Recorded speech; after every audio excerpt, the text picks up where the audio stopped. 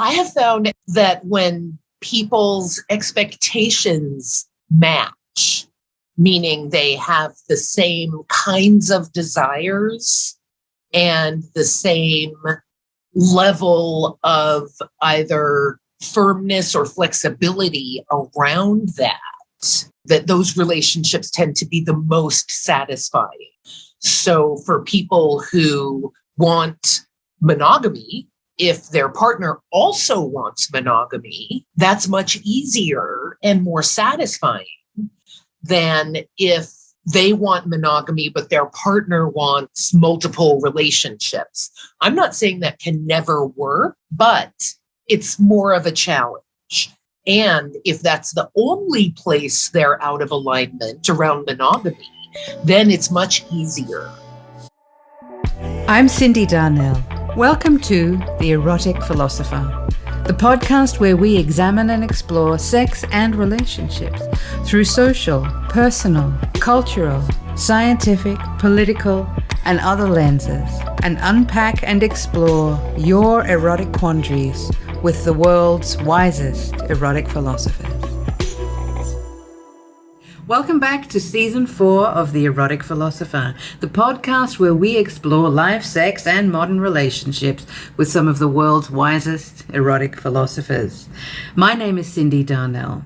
I'm a sexologist and a sex and relationships therapist and coach, and of course, host of the Erotic Philosopher podcast. I'm also the author of Sex When You Don't Feel Like It, The Truth About Mismatched Libido, and Rediscovering Desire. You can find out more about me at my website, cindydarnell.com. Before we jump into today's interview, I want to tell you about a new project I'm working on.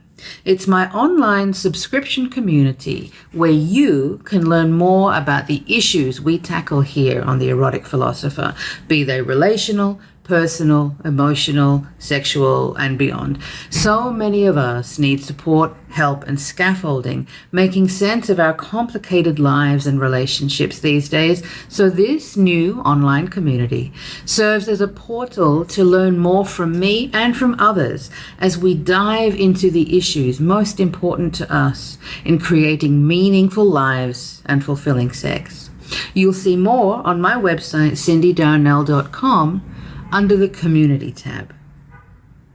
Today's guest is a wonderful addition to the Erotic Philosopher family, so let me introduce you to Dr. Elisabeth Eli Sheff, researcher, expert witness, coach, and educator with a PhD in Sociology and a certification as a Sexuality Educator from AASECT.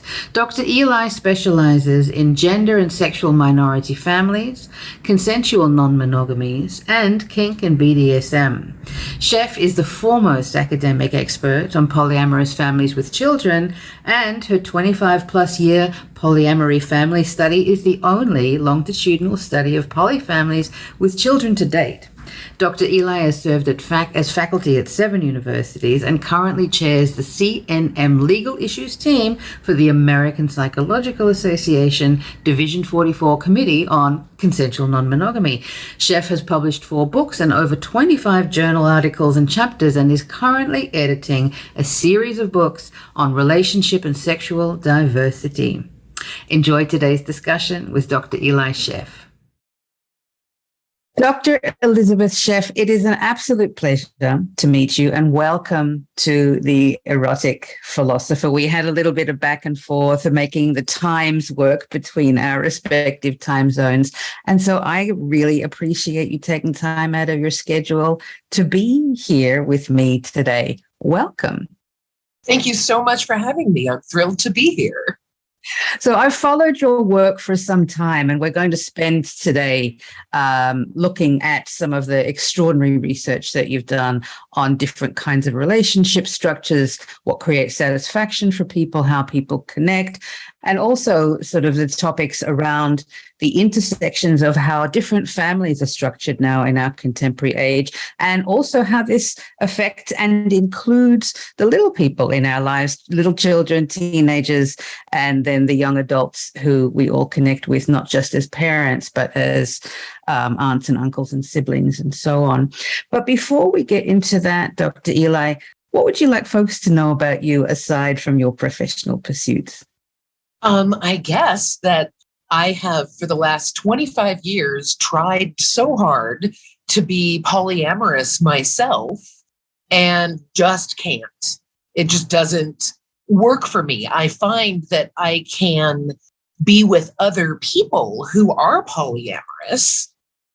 If they meet my needs, then I'm okay with them having other partners. But when I'm in love, I have no interest in other people. And it was really confusing to me for a while. I'm sure. Yes, partially because when I'm not in love, I can have multiple partners. They can have multiple partners. I really don't care. It's totally fine.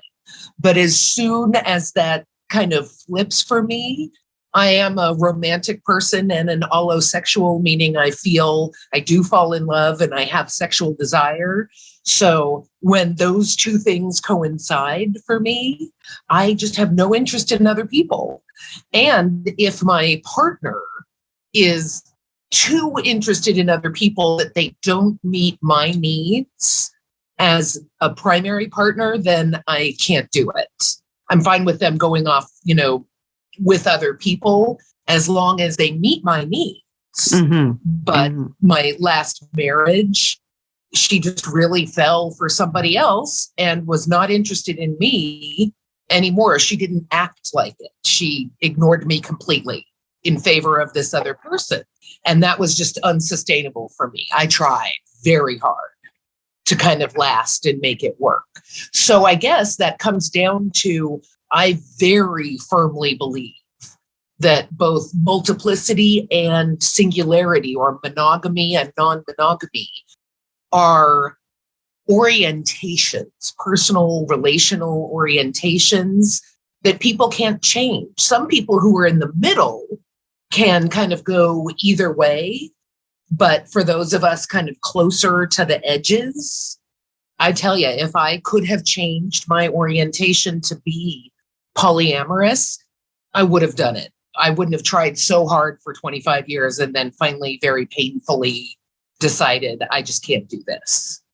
I think it's so interesting that for someone who is as immersed in the research, the data, the knowledge as you, to be able to extend yourself certainly at a, let's say, an intellectual level, and then even at a practical level, but then also noticing how sometimes this just intersects with feelings, emotional feelings, and let's say somatic feelings, the physiological part of it as well. How we can just hit these barriers or perhaps boundaries in some cases where people just say, you know what, I just can't, or I just will not, or it's just not right for me. No matter what I do, we can't fit the square peg in the round hole, which I think sort of, really takes us full circle into your research about helping folks understand different kinds of relationships and this one size fits all, whether it is one size fits all polyamory, or one size fits all monogamy, or one size fits all swinger, or one size fits all, whatever you want to fill in the blank with all the variations of the non-monogamies. There is no one size fits all, right? Right. I would absolutely agree with that. Even I would say one size does not fit all for many people across their lifespan, that at certain points in their lives, different kinds of relationships will work well for them. Some people might have a period of high sexual activity and a period of no sexual activity. And both of those might be the right thing at that time. And so it's really about understanding that our relationship to relationships can be predicated on so many things rather than this blueprint we are just born with. And, that it's, perhaps for some people, maybe it is a case of born this way. For others, it really is context dependent. And it does seem to be certainly in other areas of sexology research. I'd be curious how this might piggyback onto polyamory research. Sexology research is showing us that increasingly notions of neuroplasticity and our ability to change, our ability to experience different sensations, perhaps, and different erotic longings at different stages of our lives is very much a thing. Are you finding in your research, Dr. Eli, that this is feasible in the way that we structure our relationships as we go through life? It depends on how you structure them, actually. If some people really want, who, don't change very much. And if they get into a relationship and it's the way they want it, and then their partner wants to change it later, that can be very painful for them. If their partner is the kind of person who changes across time and has that kind of not only neuroplasticity, but sexual plasticity or personality plasticity. But they're the kind of person who is more stable, that they take a hold a form for a long time and don't really change. One of the things I do is I'm a relationship coach. And for some people who are in long-term relationships and they started out as monogamous, and one person, monogamy really fits them well. And then the other person says, monogamy doesn't fit me that well anymore, or maybe it never did, and I didn't realize there was an option besides cheating. But for whatever reason, now that one person is saying, honey, let's open up our relationship, let's see other people. Sometimes for monogamous people, that can be incredibly painful. They feel like, whoa, this wasn't what I signed up for. This wasn't how I pictured my life going, and this isn't something I want.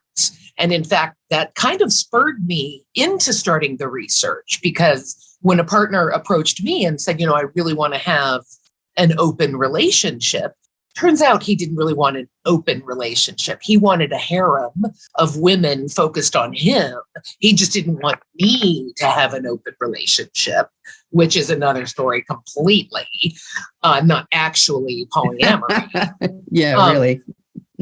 But I had a very negative reaction at first. I was like, wait a minute, does this mean I'm too fat? I'm bad in bed? Is there something wrong with me that you want multiple partners? And after he was, pretty clear, like, no, there's nothing wrong with you. It's anyone I was with, I would want multiple partners. I was like, okay, well then what's up with my negative reaction around this? Is this just social conditioning in a society that says monogamy is the only real way to have relationships? And so I'm reacting negatively because of my social conditioning. Or is this something I actually don't want? And I think a lot of people, especially when polyamory or some form of consensual non-monogamy appears on their radar at first, they can have that kind of knee-jerk reaction. Some people's knee-jerk reaction is, oh my God, that's so great. I need to do that right now. Like, I didn't know this was a thing. Now that I know, I've never heard of something so fantastic before. I've got to do it. And for other people, it's like, oh my God, this sounds terrible. This does not seem like a good idea. And for people who have the negative reaction, once they think about it and kind of work through their cultural conditioning, they realize it's okay. And sometimes they realize they really like it. That's the camp that I am in. When I first heard about non-monogamy conceptually, I think it was probably around about 20 years ago, my initial response was, oh no, I could never do that.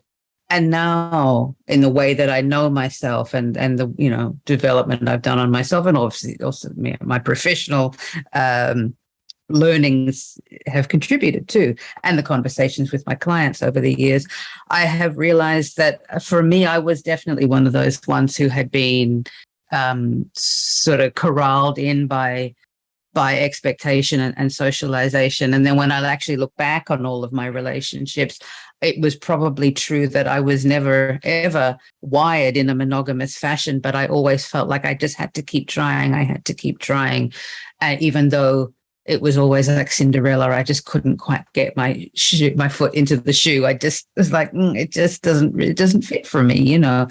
And so, you know, because this discussion today, we're not going to go into sort of polyamory 101 for people who perhaps are running along to catch up. I would suggest reading Dr. Eli's books, in particular, When Someone You Love is Polyamorous, as a great kind of intro just to the basic concepts and the basic ideas. Where we're sort of pitching our conversation today, Dr. Eli, is in your more recent research around bonding, around what creates satisfaction in relationships, all kinds of relationships.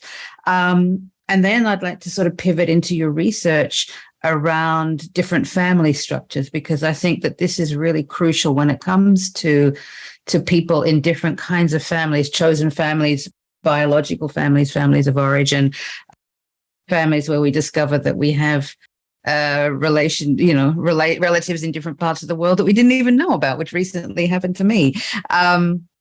This is, you know, the notion of family is no longer just mum, dad, kids, dog, car, suburbs. It's so much more textured than that. So let's talk about relationship satisfaction. What makes for a good relationship, do you think?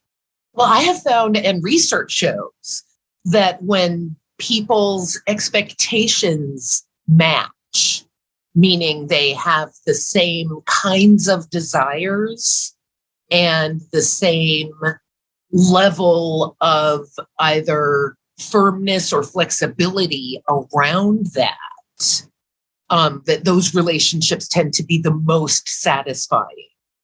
So for people who want monogamy, if their partner also wants monogamy, that's much easier and more satisfying than if they want monogamy, but their partner wants multiple relationships. I'm not saying that can never work, but it's more of a challenge. And if that's the only place they're out of alignment around monogamy, then it's much easier.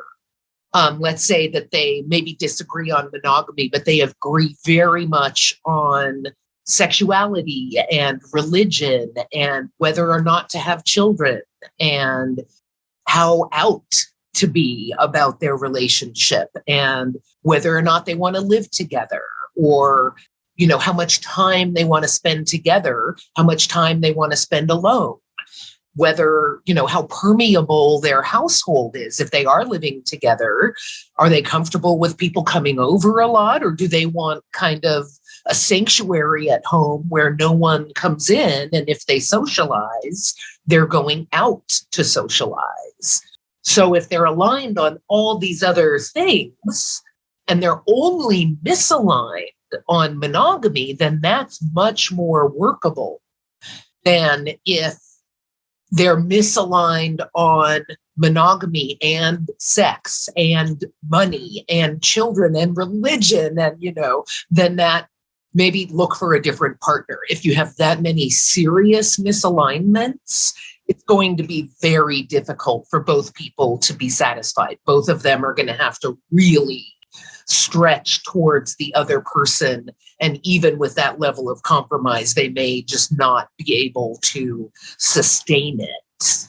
Right. And that's the thing that I think, you know, obviously all relationships to some degree require compromise, but it's when we have compromised ourselves into oblivion, or we feel like we're trapped in a corner, and then resentment starts to kick in, and then we start to sort of accuse our partner of lacking in generosity or lacking in kindness, because the feeling is, well, I compromised on this and this and this and this, you know, for you, for us, for, you know, what this thing is, this entity that we call our love. And yet it's not coming back to me, or it feels like it's not coming back to me. And folks often do leave it too late before they even start having those conversations. So it sounds like with this research that you've done, the earlier people can start talking about this when they are in their relationships, it can often save heartache. Would you agree? Absolutely. And especially, I think, around big issues like children it's very difficult to compromise on children. You can't have half a baby. So if one person really wants to have kids and another person really does not, then they might not be a good choice as long-term partners because somebody is really not going to get what they want. And those kinds of things, once those resentments start kicking in, it can be a real slippery slope to getting back into a good place. So, learning to have these uncomfortable conversations, learning to be, I guess, sort of, emotionally mature, emotionally intelligent is such a crucial aspect of our relationship skills. And so that sort of leads me into thinking about your bonding project and how, helping us discover the tools that we need to learn. Well, how do I bond? How do I connect? How do I prioritize and privilege the things that matter to me? How do I even find out the things that matter to me, especially for people perhaps who are younger in their 20s? They haven't been around the block as many times maybe as you and me. And, we learn these things about ourselves as we go through life. I know when I was younger, I didn't know, about monogamy or I didn't know about non-monogamy, let's say. I certainly knew about monogamy, but we learn about ourselves as we go through life, and when we're younger it's harder to know. So but your bonding project is looking at how we bond, how we connect. So let's talk about some of the resources, what this project is, and how folks can get involved. Great, thanks for that question. That's a really good question.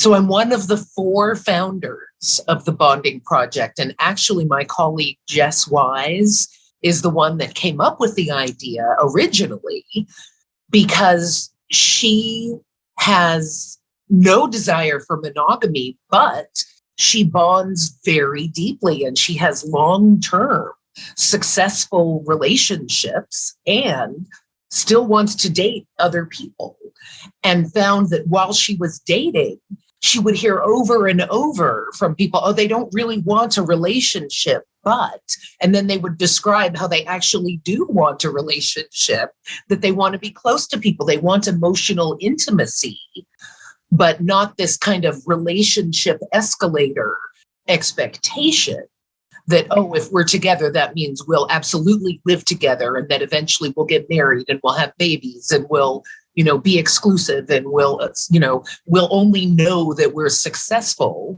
when one of us dies. And then we're like, okay, good, we did till death do us part. And that really doesn't work for her. And I think it doesn't work for a lot of people. So she said, I really wish we could have some kind of test that she could just give people before she dates them to find out, okay, you say you don't want relationships, but then you describe how you actually do want a relationship. What do you mean by that? And so originally we came up with one quiz, and it was really good. It was interesting. Over 18,000 people took it in the year and a half that it was up. And it was the beta version, and we were asking for feedback, and people said they really liked the categories we created, that people could bond one-to-one, one-to-many, many-to-many, or solo. And they really felt like, wow, that's interesting that you can have all these different ways. I think just even conceptually understanding that. So you identified those 4 categories. Perhaps there are more, but for your research purposes, those 4 really help people, even just as an act of self-inquiry, to go, oh, which one might apply to me? Or maybe multiple, depending on who you're with at the time, what's happening in your life, how old you are. And I've really seen that with respondents, that they at one point really feel like, oh, the many to many, kind of a more group oriented vibe is perfect for them.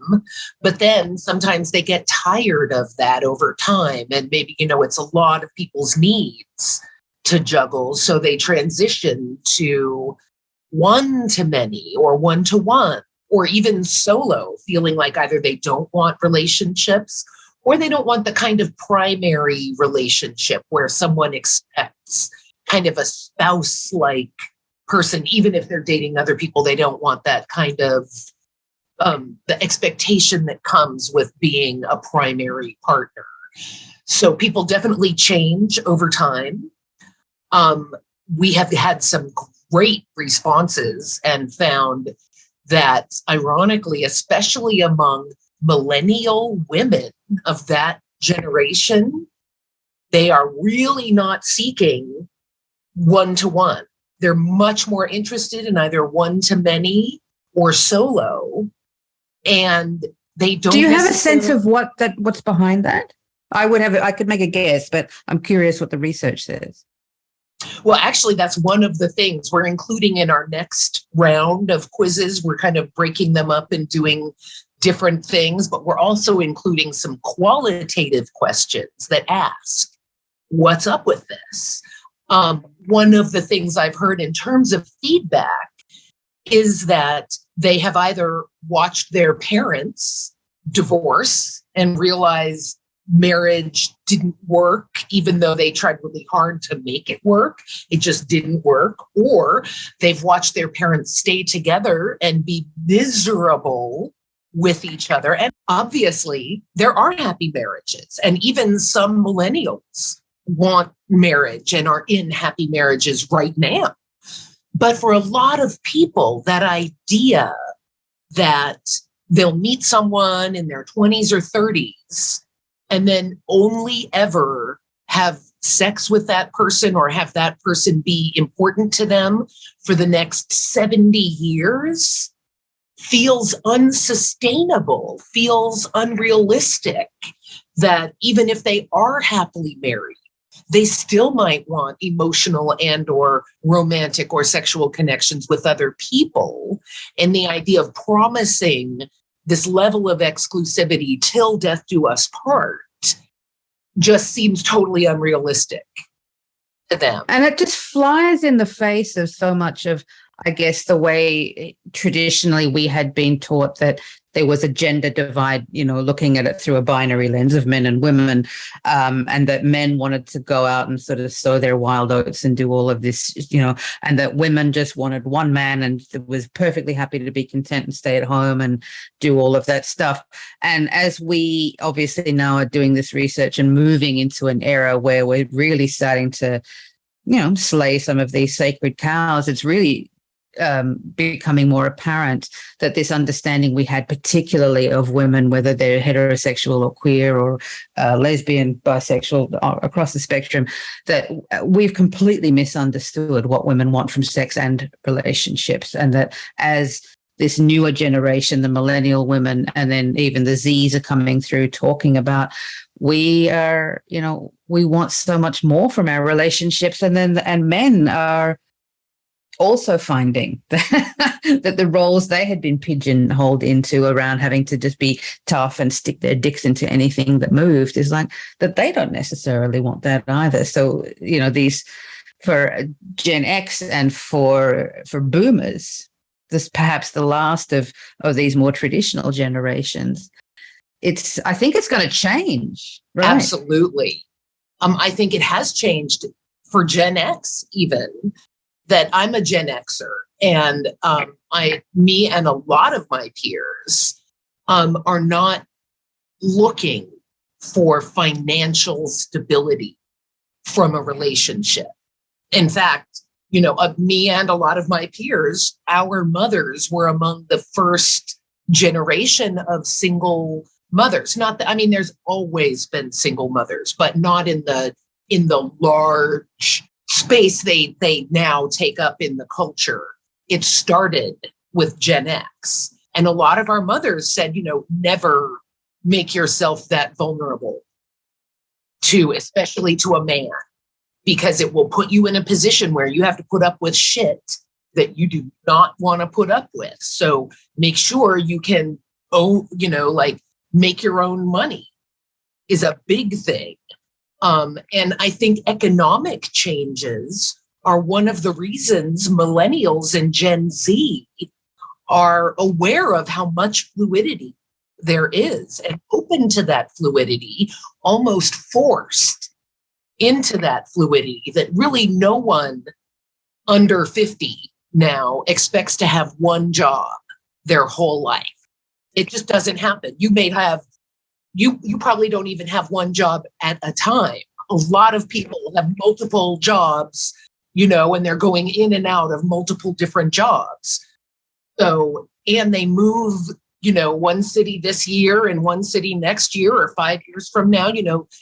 Life is so fluid now that the idea that one relationship will remain static while everything else changes around it just doesn't seem, even if it were desirable for some people, it doesn't seem feasible. And I think that's to some extent a social class issue, that with a lot of money do see that level of stability and are more likely to perhaps live in the same place for a long time and have a very stable, not only housing situation, but be able to have a much more kind of traditionally recognizable relationship.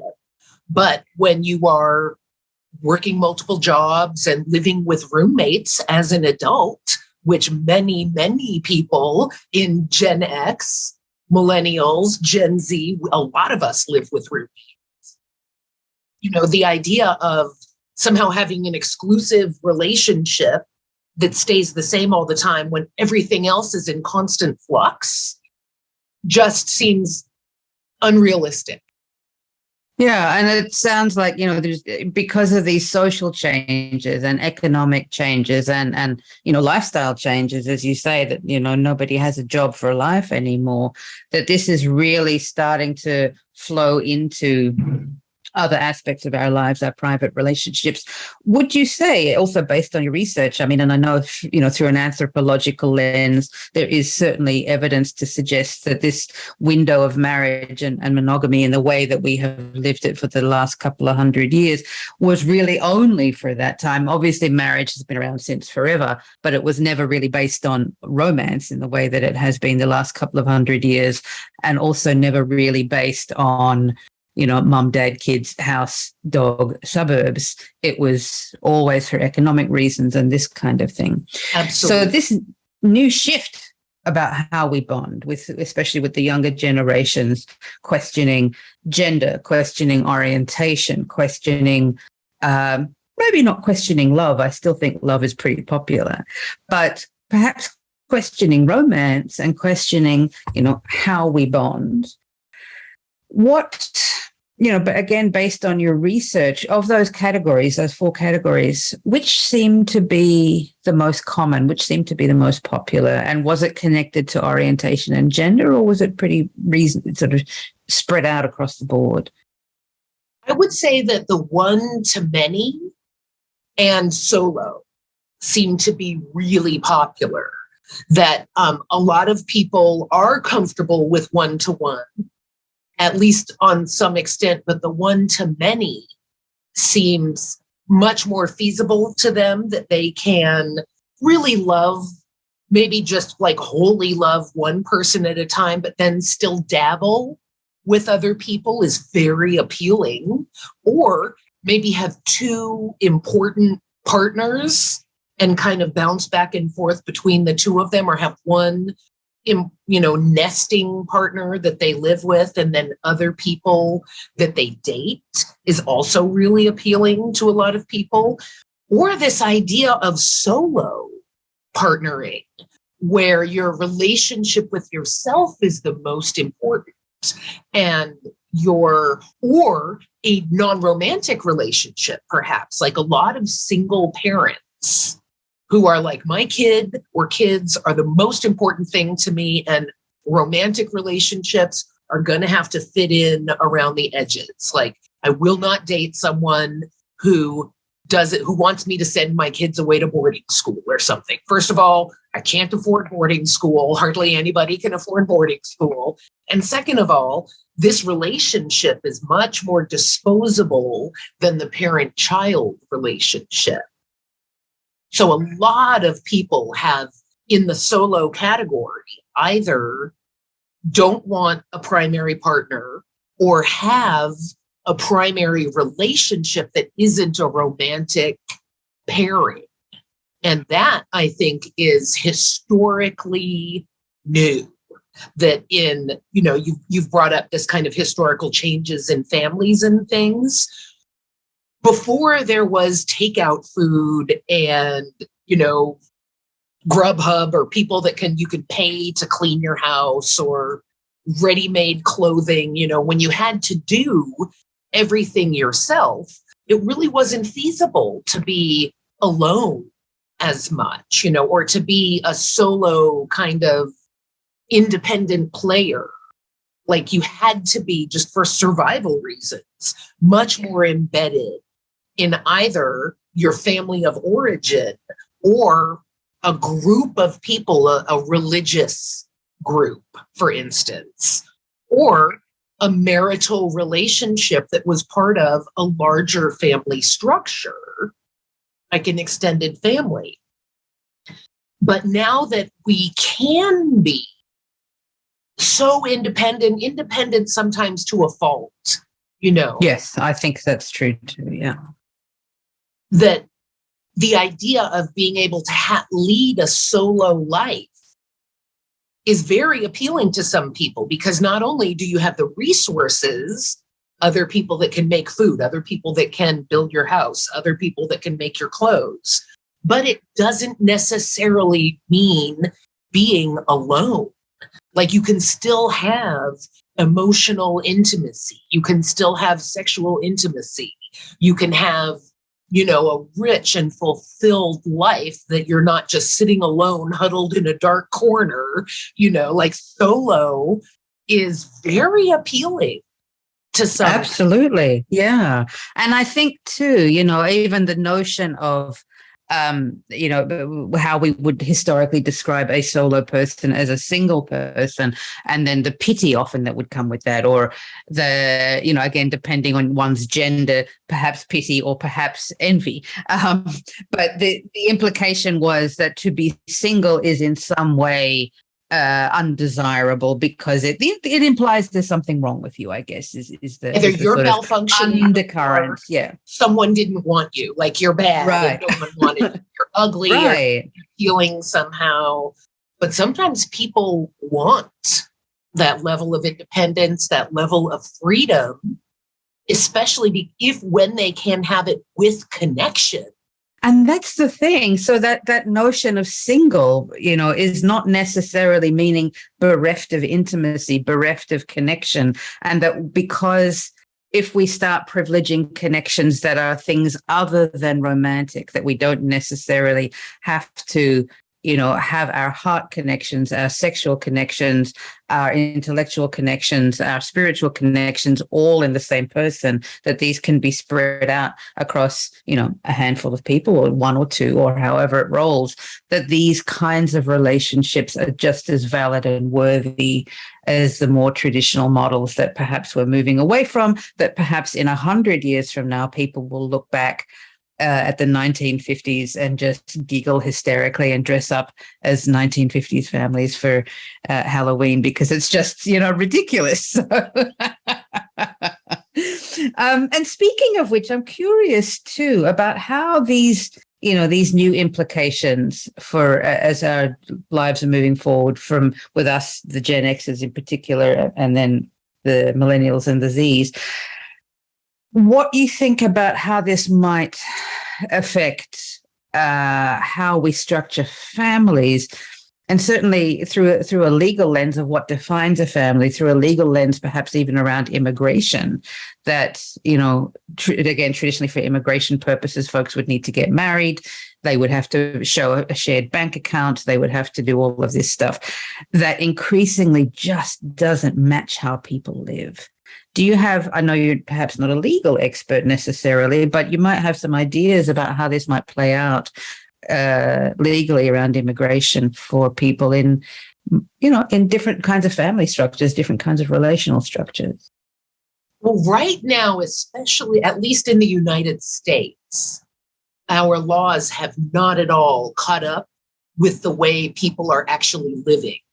Our laws are still kind of stuck in this past era when people had children biologically with their primary partner. Our laws haven't even caught up to assisted reproduction and the implications of that, much less multiple partners. So in some places, we are seeing changes around that, and we're seeing it much more in child custody than in immigration. The immigration system, especially in the US, is a hot mess, not just around. Don't even get me started. Yeah. And it's not just around, partnership and sexuality. It's just a wreck overall. Like, it's needed a serious overhaul for decades now. But it's so difficult politically that I'm going to have to call out white people. Sorry, white people. But we pretend that once we got somewhere, like we were here the whole time and everybody else is an immigrant. We've been on this continent for 5 minutes now. And we don't want other people coming on here. Come on, white people. Get a grip. Really? So we really have this kind of very racist, misogynist, homophobic attitude around immigration in the United States. And I have to say that the kind of sexual orientation and multiple families, it's just the tip of the iceberg. There's so much to be fixed in immigration. So I have not seen much movement around that, except around sexual orientation. And in 2015, the US Supreme Court passed the Obergefell decision, which federally recognized same-sex marriage in the United States. And that made a huge difference for people in same-sex relationships to be able to legally recognize their partner as a spouse. But bigamy, or being married to big, sounds like just two, but it's any two or more spouses. Bigamy is illegal in the United States. So you cannot have multiple spouses that you're claiming as an immigrant bringing in. So some people who do have multiple primary relationships sometimes will divorce one of their partners and not split up with them. Like, nothing changes in the relationship except the paperwork. They'll divorce one of their partners and legally marry another one. And not just for immigration, but sometimes for parental status, or for tax purposes, or for health insurance. Like, we make marriage the gateway to all of these social goods that really have nothing to do with marriage. Ridiculous. And nothing to do with, coming back to the bonding project, nothing to do with how we bond, what fills our hearts, what makes the existence of humanity meaningful. It's got nothing to do with that, and everything to do with, control and power and all these other things, which and politics. I guess is a whole other topic. Yeah, and politics. Just all of this stuff, gaining economic leverage and gaining economic favors. I hope you're enjoying this episode of The Erotic Philosopher as much as I enjoy bringing it to you. I love being able to introduce these guests from around the world to you, and in return, it would help me enormously if you would go to Apple or wherever you listen to podcasts and leave The Erotic Philosopher a rating and review. Your labor there helps this podcast land in front of people's eyes and ears, and what better way to help create a more inclusive and supportive world than spreading more information to more people, and you'd be doing a great favor to me too. If you would like to find out more about working with me, head over to my website, that's cindydarnell.com, where you'll see my offerings as a therapist or coach for a streamlined and personalized service, plus my online pleasure school under the online courses tab, where you'll find a suite of pre-recorded classes ready to go. There's something there for everyone. You'll also find my online community under the community tab, where you can join me and others just like you navigate the topics we discuss here on the Erotic Philosopher and so much more. There's no shame in needing support to better understand these complex parts of our lives, and I am here to support you every step of the way. We're also on Instagram and Twitter at The Erotic Philos, that's Philos. You can also follow me on social media. I am at Cindy, CYNDI_DARNELL on Instagram, TikTok, and on Twitter. Thanks for joining us here today, and now let's get back to the episode. Let's now then, as we're talking about the reality of how relationships function in 2020, where are we? We're in 2022. Gosh, I was a step ahead there. And then moving forward about how, again, because a lot of the doubling down and the panic around the structure of relationships is, what about the children? When evidently the youngsters are, they're fine.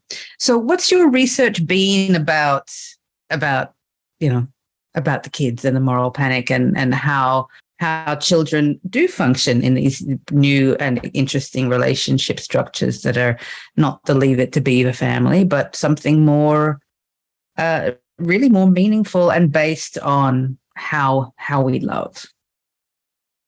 Absolutely. I think, in the past, we've had much bigger families with a much wider social safety net for children, that if one adult in their life falls down somehow, dies, gets an addiction, gets put in prison, can't manage, has a mental illness or something, there were other adults around to help steady that person's life and to provide practical and emotional support.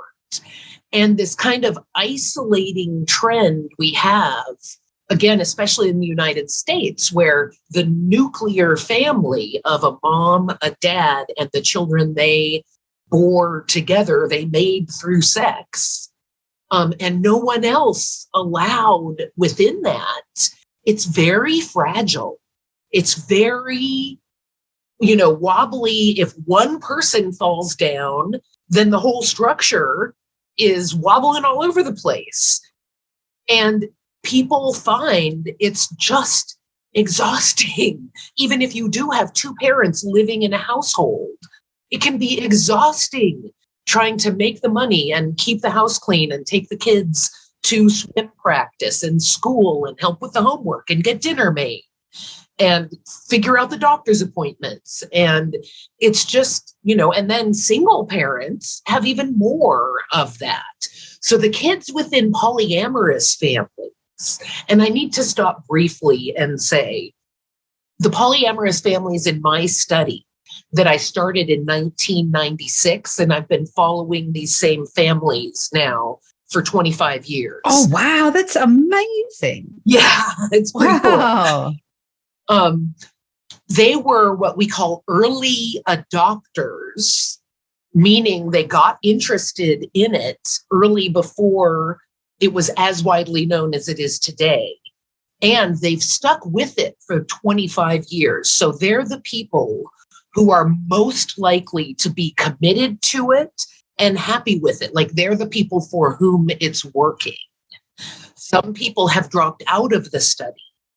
And there's a research practice where if people don't want to participate in the study, you can't force them. It's voluntary. So if they don't want to talk to me, I can't force them like, hey, tell me why you don't want to talk to me. Tell me what's happening with you now. Some people have voluntarily kept in touch and said they're not polyamorous anymore, or, they don't have sexual relationships at all anymore. But other people who've dropped out are probably the ones who didn't have as good of an experience with it. And so they're not showing in these later data. And for the first 2 rounds of data collection, I could not talk to the children. When you do academic research, you have to do it in a way where it's governed by a body called the Institutional Review Board, and they tell you how you can do it, and just to make sure that you don't do things to hurt people. And so they were very concerned when I first brought this up, freaked out by, oh my God, I can't believe you want to talk to these people, these freaky people. There's got to be all weird stuff with that, and you certainly can't talk to their children. So it took me, so much effort to be able to talk to the children. So that was only 12 years into the study that I was even able to start talking to the children, and some people had dropped out already. So all that is to say that my sample of children who've participated are probably on the happier side. And I have had enough exposure in the 25 years that I've been talking to people in mainstream polyamorous communities in the United States that I have strong certainty that these parents and these children are at least representative of a good portion of the polyamorous community in the US. So the children report very positive outcomes from growing up in families, and they're not focused on the sex. I think a lot of people get so upset about polyamorous families because they're thinking, this is a sexual orientation. So these parents must be having orgies in the kitchen every night. And they're not. Of course they're not. They're doing dishes. Right. They're doing what everybody else is doing. Board games. Exactly what everyone else is doing. So the children, the sex is not an issue that they really think about. They don't want to know about their parents' sex lives. No kids want to think about their parents having sex or find out that much information about their parents' sex lives. What the kids talk about is the communication skills they have learned from these families that talk about things. That is so powerful. Absolutely. That the parents, people in polyamorous relationships tend to have a lot of emphasis on communication, negotiating boundaries, and honesty, telling each other the truth. And that tends to trickle down into their parenting. They tend to tell their children the truth. And one of the things the kids have mentioned over and over is if the parents make a mistake, they'll own up to it and apologize, which is huge, because if you can't, there is a parenting style where the parent is always right. They never have to admit if they've made a mistake, and they certainly never apologize for anything. But when you're having an honest conversation and you make a mistake, you can't pretend that you didn't. Honestly, you have to say, you're right.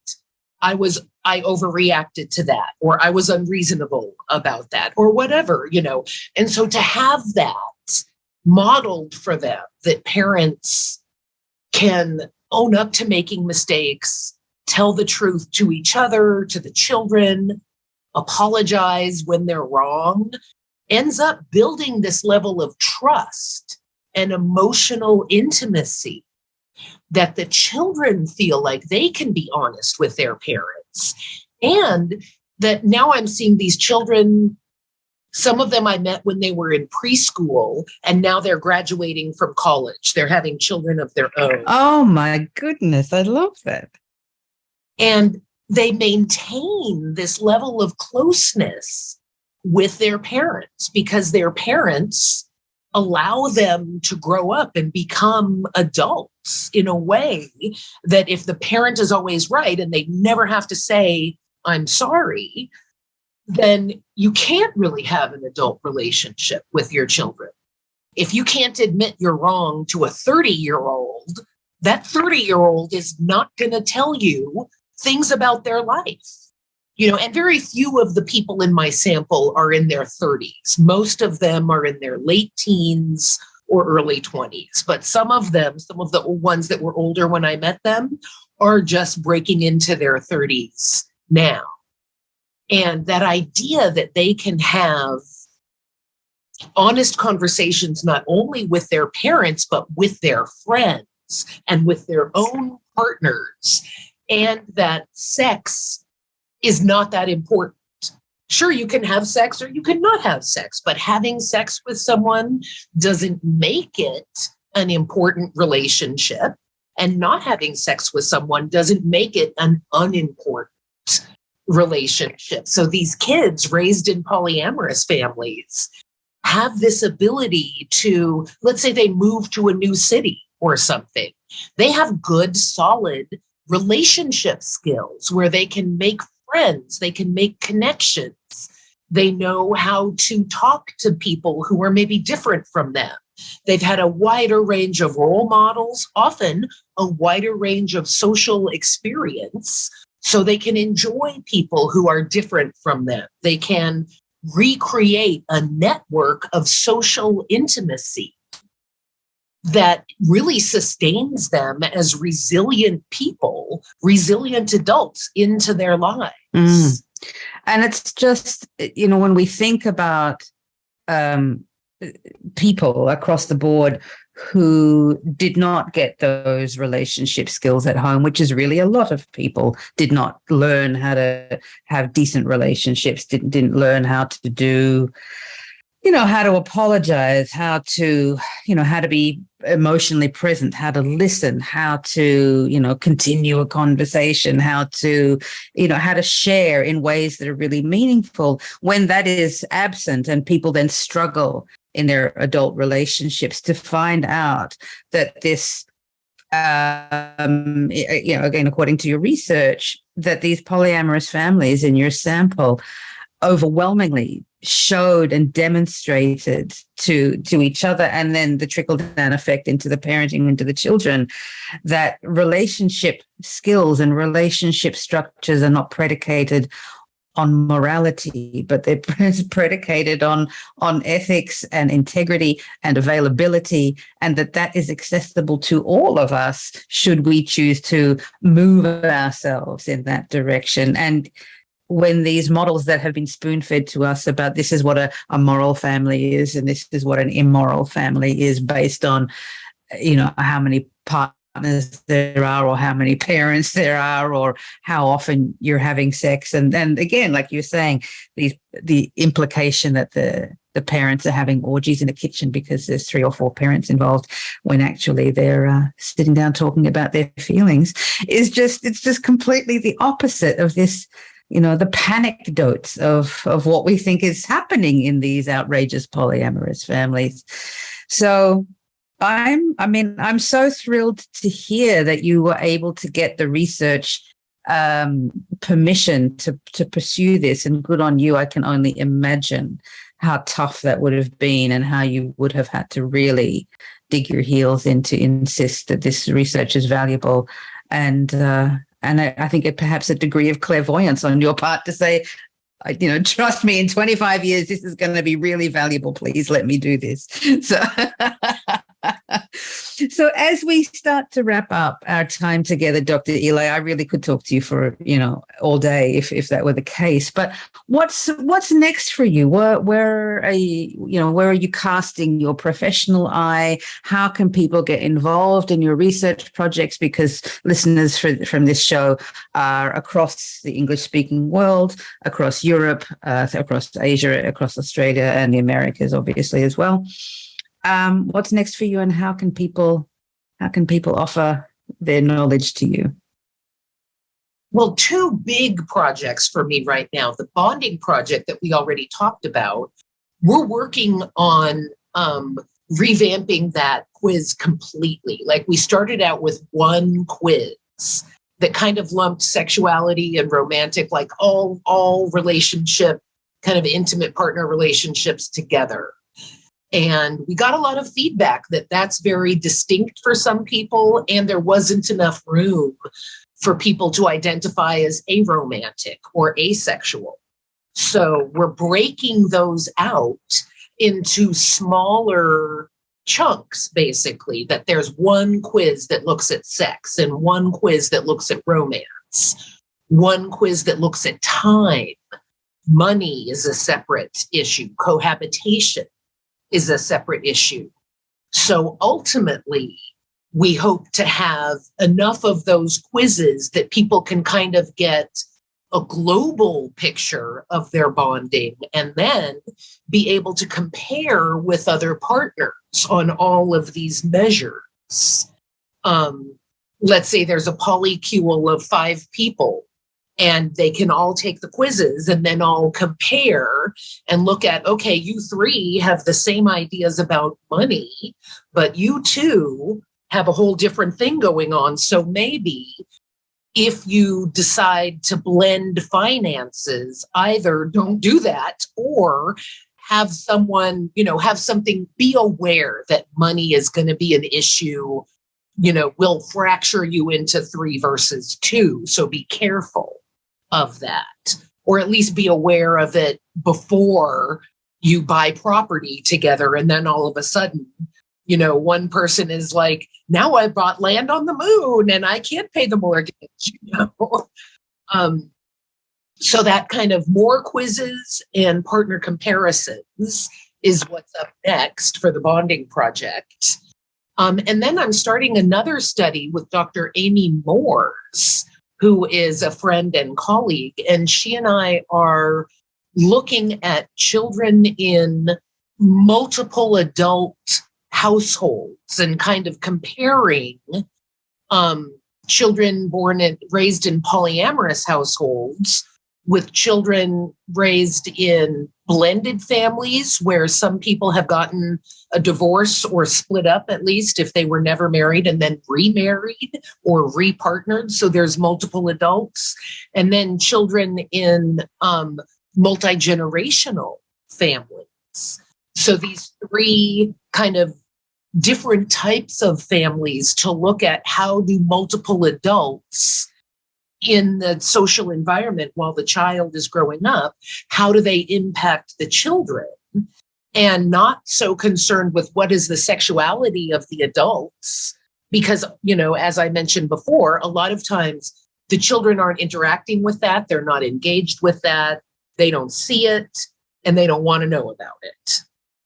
So if you take sexuality out of the picture and you're only looking at multiple adults, how does that work out? Which I'm really interested in also because I really want to compare the kids who are in my sample.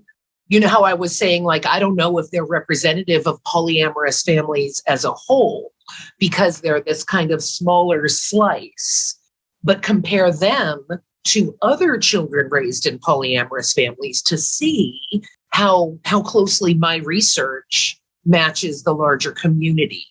So those are 2 kind of research things I'm doing. And then I'm writing a book on that my working title is The Accidental Monogamist, kind of telling the story of how I think multiplicity or singularity are orientations and kind of following the different ways. I tried with the first partner, it was too tight. He wanted to control and manipulate me. And the second partner was too loose. As soon as she was interested in other people, she just dropped me and only would come back to me when she had broken up with her new fling. And I could tolerate that for a while, but it got really bad after. Yeah, I can see how that would be unsustainable. So that people don't have to feel either that they have to be monogamous or have to be polyamorous, or if their partner wants something different than they do, that their partner is bad and evil and wrong. And, that this is really something a lot of people are dealing with right now. This, what I think of as the non-monogamy mismatch, is very difficult and painful for some people. And it's a much bigger deal now, I would say, than it has been in the past, because a lot of people are aware of consensual non-monogamy now, that it wasn't as much of an option in past decades or past centuries. Now, or it was always an option for men to have non-monogamy, cheating or mistresses or multiple wives, but really not so much for women. but it's an option now for people of any gender. And so a lot more people are considering it. And for the people for whom it doesn't work, there's no one really speaking to that except for this kind of extreme view that monogamy is the only way. And there's a lot of people who are not judgmental or, want monogamy because of controlling their partner or religious reasons or whatever. But even so, polyamory or multiple relationships might not work for them, or might. But there's this very strange kind of either monogamy is the only way or everyone is polyamorous. And if you could just get over your small, grasping, controllingness, you would be polyamorous too. And I think both of those stances are incorrect. Yeah, I would agree. It really just comes down to our histories with our own relational traumas and things as children, then moving through to our emotional development, and then moving through to the degree of internal resources that we have, how good we are at managing our own feelings, how good we are at being able to tolerate discomfort in our lives, how much personal development we've done, how rich our inner world is, how competent we are at managing our own expression and sitting with discomfort and the distress that comes with just being alive. All of this sort of is affected and will affect how we have relationships. And then when you start blending that with one or more people, you get these other entities that emerge as a result of this. I often describe it as the chemical reaction of two or more people together creates a third and fourth and fifth extra thing that you need to start taking care of. And sometimes you can't predict how that's gonna roll. So, Dr. Eli, once again, thank you so much for joining me here on the Erotic Philosopher. The links to your work and to the bonding project are going to be in the show notes, and I would encourage everybody listening to register and get on board, get your newsletter. I've registered, and then I also look forward to your new book that's coming out too. That's going to be interesting. The life of a researcher. What did you call it? The reluctant monogamist? No, that was a title I considered. Oh, okay. Actually, the accidental monogamous, because I really feel like it's kind of an accident of wiring. Like my personality could be that of a polyamorous person, and I tend to fall in love with polyamorous people. But once I'm in love with them, like I only want them. I totally get it. Wonderful to spend time with you, Dr. Eli, and I look forward to more. Thank you so much for having me. This has been a fun conversation. Thanks for having me on your show.